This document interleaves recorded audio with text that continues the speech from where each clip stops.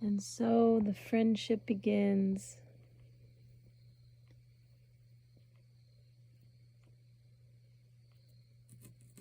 Hey, don't do that.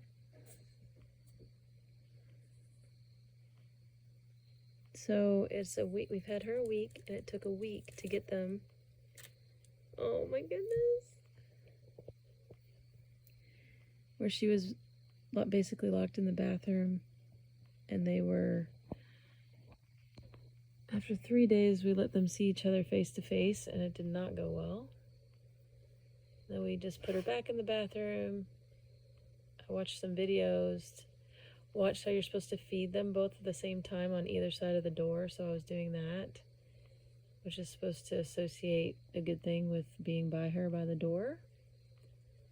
And then yesterday and today, we've opened the door for a while. And now they're finally playing. Good boy, Wilson. He's a good boy. Good boy. I think this is the beginning of a lot of fun together. Now, the hope is that she does not go into heat too early, so they can have time to be friends. So once she starts heating, we have to keep her separate.